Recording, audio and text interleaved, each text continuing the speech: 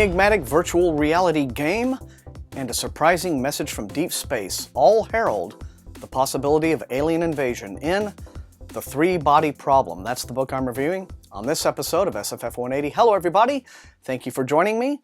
With The Three-Body Problem, readers in the West are at last getting to sample the work of Liu Cixin, mainland China's most famous science fiction superstar.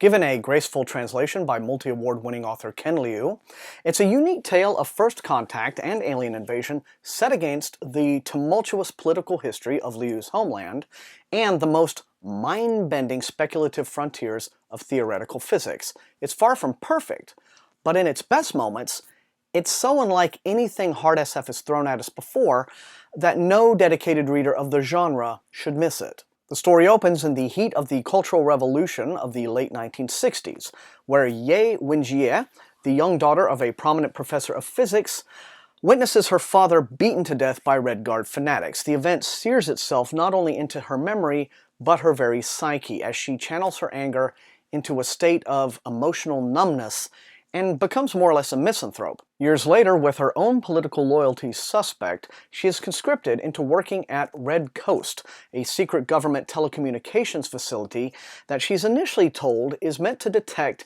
and destroy satellites of enemy nations.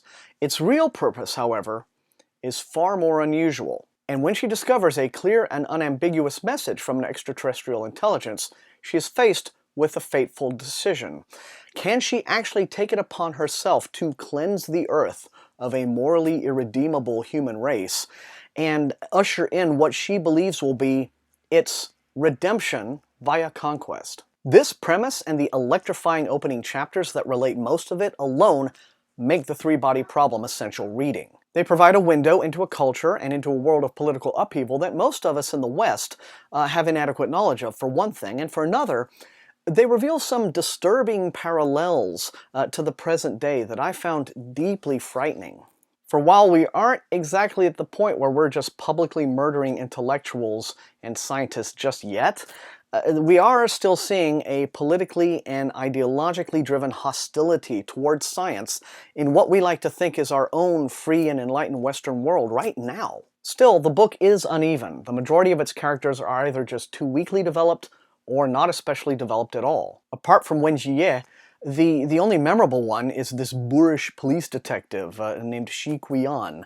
But for most of the narrative, our viewpoint character is Wing Miao, a nanomaterials researcher who is drawn into unfolding events when members of a group of academics called the Frontiers of Science start turning up dead. It starts out when Wang, who is also a hobbyist photographer, experiences an odd phenomenon. Every photo he takes, no matter what camera he uses, has a digital countdown superimposed onto the image. And soon, this countdown appears overlaid onto his actual vision. Desperately seeking answers, he finds himself drawn into a VR game called Three-Body, which simulates an unstable world whose civilizations are rising and falling constantly due to the unpredictability of the gravitational effects of its three suns. Now, through story turns that defy simple summary, this all ties into an actual alien world inhabited by a species called the Trisolarans, and their own desperate plans for survival, which kind of involves things not ending all that well for us. All the book scenes depicting the game are incredibly dazzling spectacle, and if the Chinese movie studio that has actually optioned this whole trilogy and are planning to make movies of all three books have the resources to pull them off, I am going to be stunned. But Wang himself as a viewpoint character is really just kind of boring. There doesn't seem to be much of an actual man there. He's just a passive observer of unfolding events.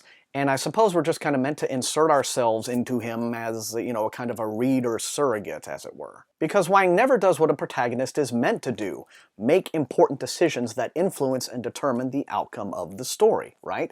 I mean, even his photography hobby and his profession as an nanomaterials researcher are just used by the story as plot devices. Whenever the story needs a thing to happen to move forward, oh, let's bring that up. Okay, now we've done it, we can forget about it and move on. In contrast with Wenjie, whose backstory and emotional history are central to the unfolding events, Wang is practically a cipher. And also, although I understand this may be an unavoidable artifact of the translation, but almost all of the characters in the book speak in a rather stilted and much too mannered voice. Dialogue feels like it's written rather than being naturally spoken. And for every brain-boggling and reality-bending amazing set piece, there are moments of exposition that are just info-dumping mountains of level 9000 science on us. It's a credit, mind you, to both the writer's skills and Ken Liu's incredible translation that none of these passages are just completely bewildering or are just going to completely lose any reader who doesn't have the background in science. But, and they're admittedly necessary in order to convey the book's advanced ideas. But they can be dull reading, especially if you're the sort of reader who isn't really naturally predisposed to like very techie hard SF in the first place. But if you are that reader, you'll be in seventh heaven here. The three-body problem, a Nebula, and now Hugo, nominee, thank you very much, aims high and then even higher and higher still, which is what all science fiction really should do on general principles.